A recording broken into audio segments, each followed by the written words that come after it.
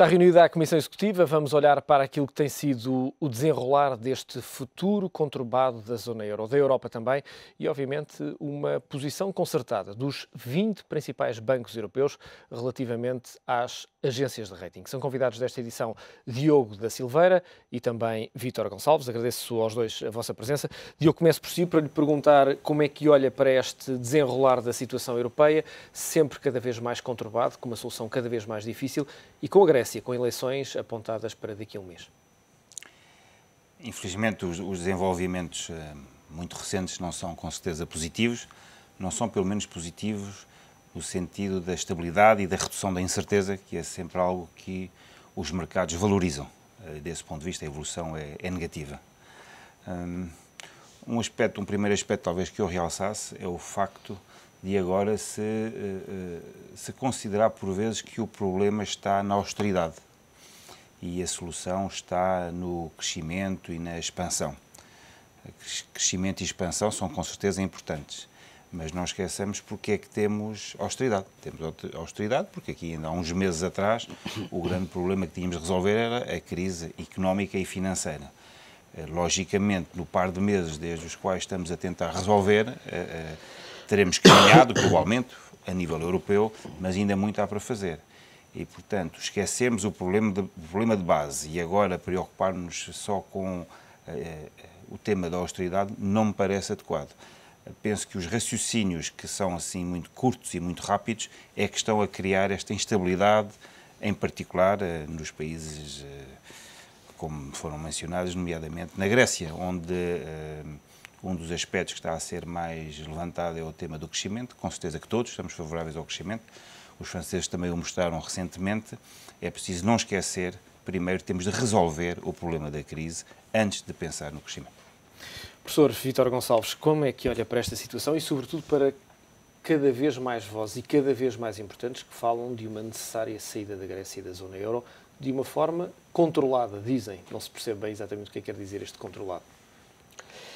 Pois, eu concordo com o que o Dr. Diogo Silveira estava a referir, mas o sentimento, indiretamente à sua questão, o sentimento que hoje existe em Portugal e a nível europeu é que não se sabe como é que vamos resolver este problema, porque é verdade que é necessário austeridade, porque chegámos aqui por algum motivo, porque gastámos mais do que aquilo que produzíamos, de uma forma muito simples.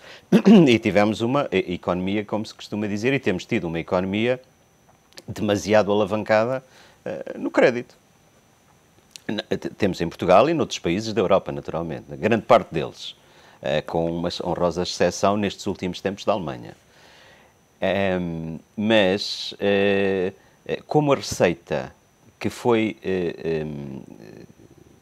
identificada para resolver o problema da austeridade não está a dar os resultados que se pensava que dava, ou pelo menos nas condições que se pensava que dava, porque os países não são laboratórios e têm pessoas com opções, com ideias, com valores, com motivações, começa a haver instabilidade. E começa a haver instabilidade, não estou a dizer que têm razão ou que não têm razão. Os factos são os factos. Começa a haver forte instabilidade na Grécia e há o perigo que essa instabilidade se alargue a outros países, porque o aumento do desemprego normalmente não é uma boa notícia para os países, devido aos problemas sociais que têm associados. E por isso começam, como a receita não está a dar os resultados que se pretendiam durante o período pretendido, começa a haver outra receita, que é, e se me permitem a utilização desta expressão, que é designada a agenda para o crescimento, que também não se sabe muito bem o que é, mas é outra coisa, que se procura, digamos, apresentar às pessoas como, esta não está a dar, temos que ir pelo outro lado. E o outro lado, quando é apresentado como sendo um caminho com poucos escolhos e que não tem os problemas do caminho que se está a seguir, obviamente que é imediatamente atrativo. Isto é humano. Só que o nome é um nome sério, agenda para o crescimento. Ainda não é um plano, ainda não se sabe muito bem o que é. O que todos sabemos é, efetivamente, que terá que haver crescimento. Isso terá que haver crescimento. Não se sabe como, nestas circunstâncias, se vai conseguir que exista crescimento. Há algumas medidas que estão pensadas para essa tal agenda para o crescimento, que é bom lembrar que a própria senhora Merkel, já há 2 ou 3 dias, anunciou que iria ser discutida na próxima Cimeira Europeia, no próximo mês. Isto é, a promessa a promessa de um novo caminho começa a aparecer. Não sabemos como é que ele vai ser e se é compatível com outra receita que continua a ser aplicada. Necessariamente aplicada? Pergunto-lhe. Vamos lá ver. Eu não tenho dúvidas que é necessário um saneamento das finanças públicas, nomeadamente em Portugal e noutros países. Nós estamos numa situação em que aquilo que produzimos não é suficiente para, e de uma forma simplificada, para sustentar as nossas dívidas. Por isso temos que...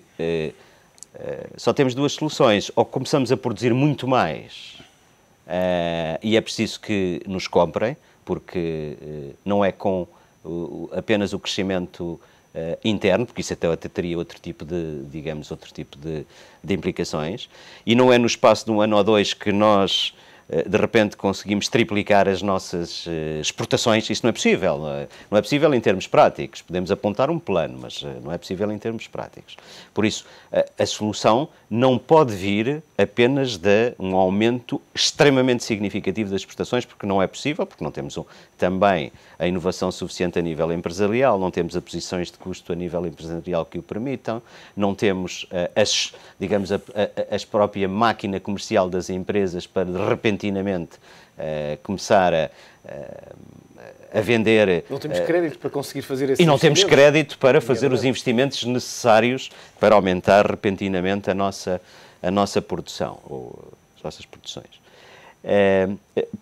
Por isso, vamos lá ver, nós temos que começar a gastar menos internamente. Temos que ser cada vez mais eficientes, nomeadamente nos gastos públicos, mas também ineficiências que existem em muitos sítios, em setores privados. Isto é uma melhor gestão mesmo em muitas instituições privadas.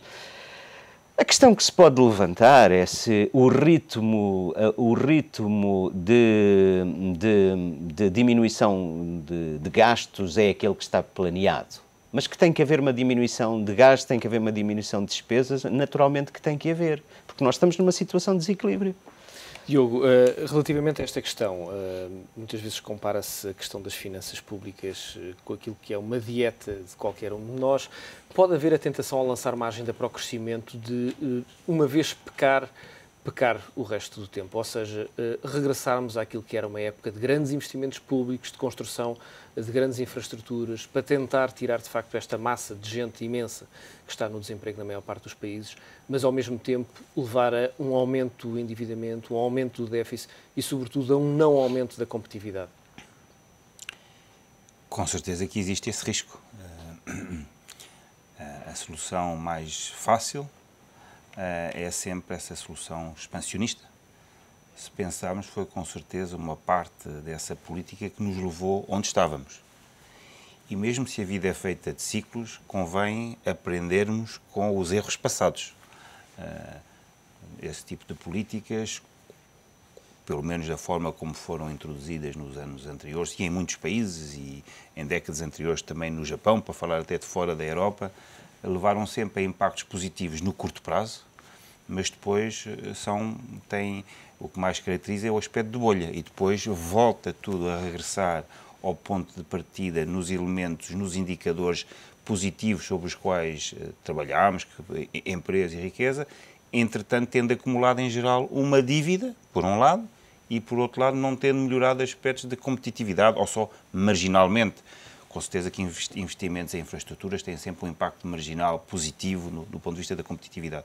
Portanto, quanto a mim, existe, se não for bem doseado, como aqui foi dito, existe o risco de exagerarmos ou de nos precipitarmos e optar por uma política que a curto prazo será positiva, mas na verdade não terá nenhum efeito duradouro. E o aspecto do timing é, quanto a mim, o mais importante. Um dos aspectos ligados ao timing, digamos, nós já não podemos fazer nada, porque é gerir as expectativas.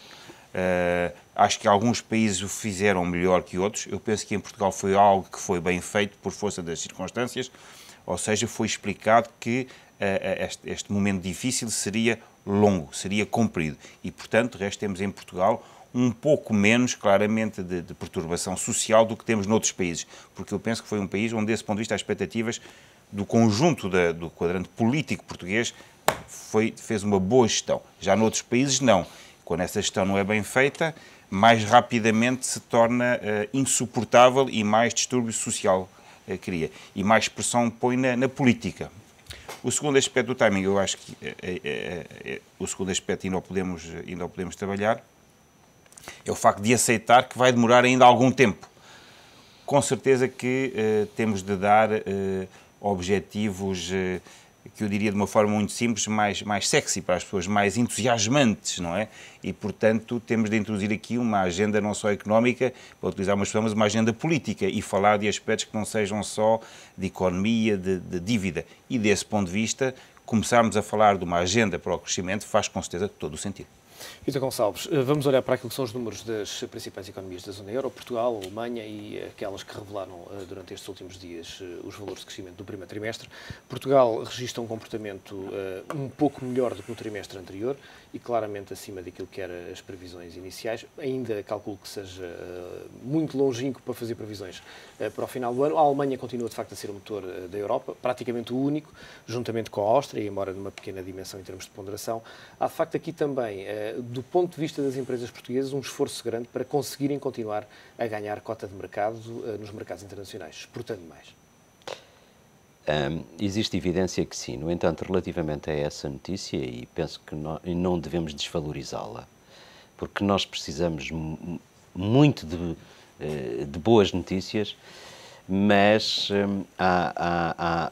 já foi aventada uma explicação para esse crescimento superior àquilo que era esperado. Que tem a ver com da procura interna relativamente a um trimestre. E também tem a ver com uma questão de variação dos estoques na economia, não é? Face à evolução no último trimestre, não é?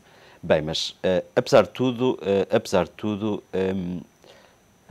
existe evidência que muitas empresas portuguesas estão num esforço extremamente meritório para elas e para a economia portuguesa a procurar fazer pela vida, de uma forma simplificada, a ir à procura de clientes, a procurar exportar mais, a pôr produtos feitos em Portugal em maior número nos mercados para os quais já vendiam, a procurar novos mercados. E sem dúvida que esta atitude vai ter que continuar. Eu não sou defensor daquelas expressões que as crises são sempre excelentes porque são uma oportunidade. A gente vivia muito bem sem crises.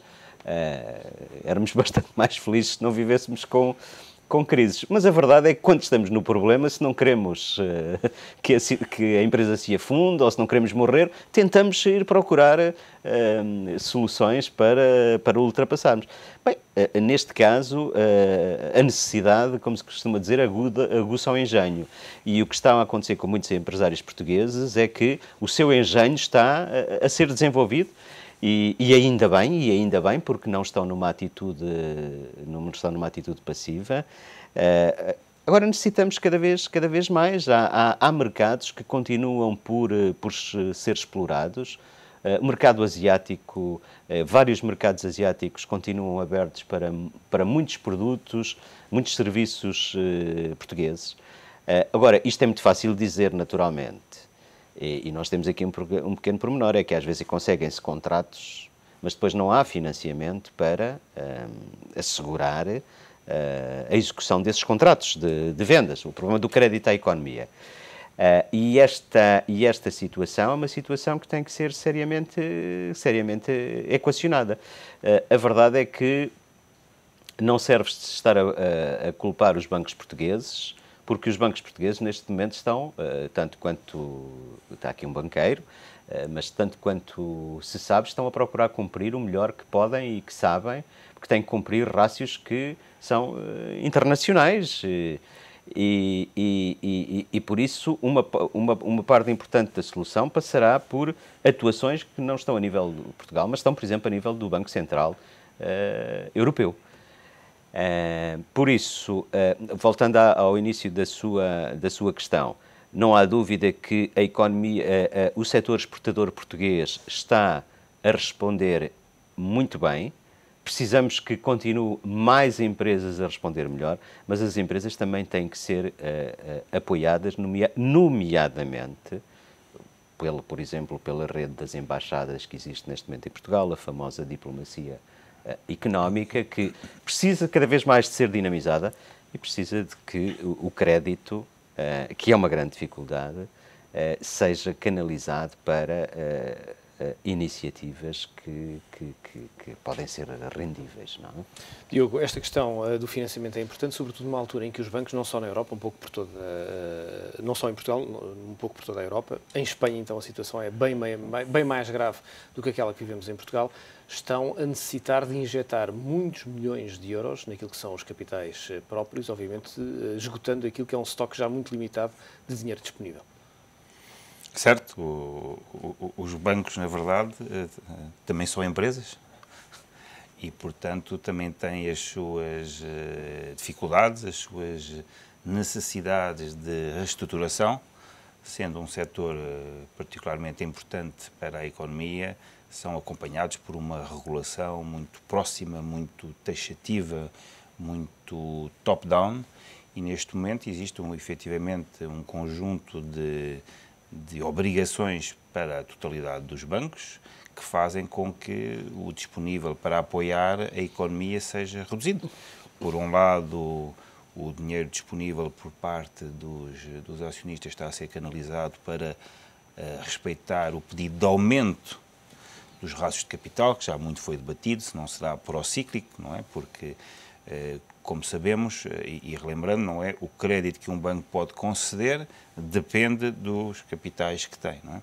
E, portanto, para o mesmo crédito, agora a supervisão pede mais capital. Numa altura em que há menos dinheiro. E há menos dinheiro. Portanto, há menos dinheiro, pede mais capital, forçosamente vamos poder apoiar menos a partir do mesmo dinheiro. Isto é aritmética. Mesmo os não-banqueiros têm a certeza que perceberão, como eu, que eu sou mais segurador hoje em dia do que banqueiro. Portanto, tendo rácios para cumprir aí. Depois temos também, como todos os bancos têm para cumprir, rácios da percentagem de crédito que podem propor em função dos recursos que têm captados. E essa percentagem deve reduzir. Portanto, está um programa que todos os bancos têm de respeitar, que obriga a reduzir a percentagem de crédito em função dos recursos captados. Portanto, mais uma vez, é uma medida que faz com que haja menos disponível. Felizmente, em Portugal, não está a haver, por enquanto, e não há razões para que mude, os problemas que está a haver já noutros países, que é a redução da base de depósitos e dos recursos. Deixa-me só introduzir aqui um dado que dá conta, e que são dados de segunda-feira, que são os últimos que são conhecidos, pelo menos publicamente. Só na segunda-feira os gregos levantaram 700 milhões de euros. Aliás, depois do presidente grego ter alertado exatamente que isso poderia acontecer. 700 milhões de euros apenas na segunda-feira dos bancos gregos, isto depois de já terem levantado muitos 1.000 milhões nos últimos tempos. Quando olhamos para aquilo que tem acontecido relativamente aos depósitos em Portugal, os portugueses têm, ao longo de toda esta crise, reforçado as suas aplicações na banca. Há, de facto, aqui uma relação de grande confiança entre aquilo que é um cliente bancário português e os seus bancos, independentemente de qual seja. Há uma boa relação de confiança, com certeza que não estará ao mesmo nível do que já esteve, porque temos de reconhecer que ao longo destes últimos anos a banca e os banqueiros têm sido uma profissão por vezes criticada, por vezes com certeza com justiça, por vezes com alguma injustiça, como sempre, mas há uma grande relação de confiança. Também o estado da banca em Portugal é totalmente distinto do estado da banca em Espanha ou do que foi na Irlanda. Foi algo que foi reconhecido do ponto de vista europeu, mas foi importante os portugueses também reconhecerem isso com atos e, efetivamente, Portugal é um país em que os recursos captados pelos bancos têm continuado a crescer. E isso é muito positivo, é um sinal de confiança e isso faz com que todos os portugueses estejam a ajudar Portugal. Porque, como eu expliquei, quanto mais recursos estão captados pela banca, mais a banca pode depois emprestar e, de uma certa forma, devolver aos portugueses através de empréstimos e apoios. Vítor Gonçalves, uma última pergunta relativamente àquilo que é esta zona monetária que ainda ninguém percebeu exatamente como é que vai ser gerida no futuro, mas a ideia do euro, para além de, obviamente, questões políticas e de impedirem novas guerras na Europa, havia também uma questão de reforçar aquilo que era a coesão, a aproximação das economias reais com a introdução do euro. Surgiram alguns planos de apoio, nomeadamente planos de coesão, Portugal foi um dos beneficiados. Quando fazemos as contas a todo este trabalho, percebemos que esses planos, na prática, não resultaram, estamos mais afastados em termos reais do que estávamos há uns anos e, sobretudo, não se percebe exatamente bem qual vai ser o modelo de governação para esta moeda única.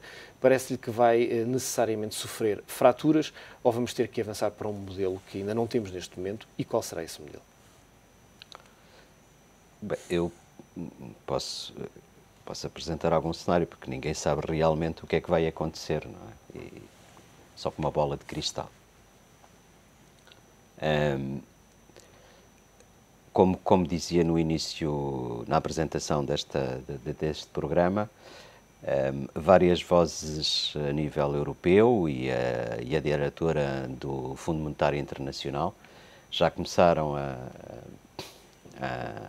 falar na eventual possibilidade de uma saída ordenada da Grécia do euro, abrindo caminho para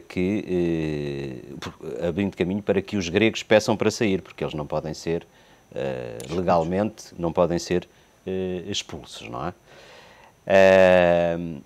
Agora, a posição neste momento existente parece que, por enquanto, maioritariamente pelos partidos gregos, é que querem continuar no euro. Não querem cumprir o compromisso, ou os compromissos que estão obrigados a cumprir, mas querem continuar no euro. E temos aqui uma situação, há de chegar a uma altura que, não sei como é que isto vai evoluir, mas se a situação continuar a piorar, chegará a uma altura em que provavelmente estaremos estas vozes a nível europeu e internacional a dizer estes senhores têm que sair, vejam lá se pedem para sair.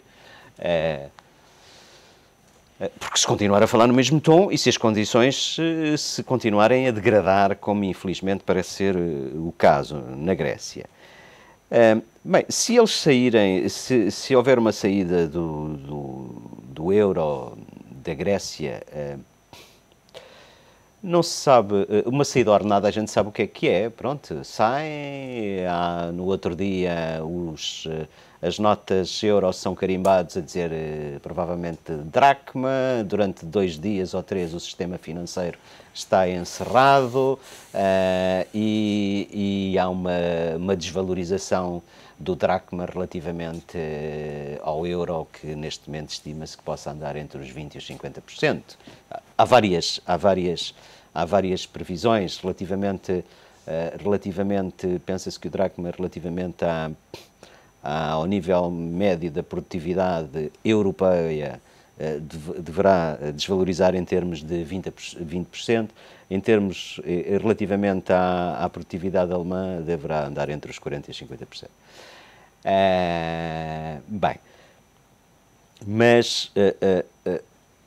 Saída ordenada, sim, se houver saída ordenada todos queremos que seja ordenada, o problema é que nós não sabemos se isso é possível.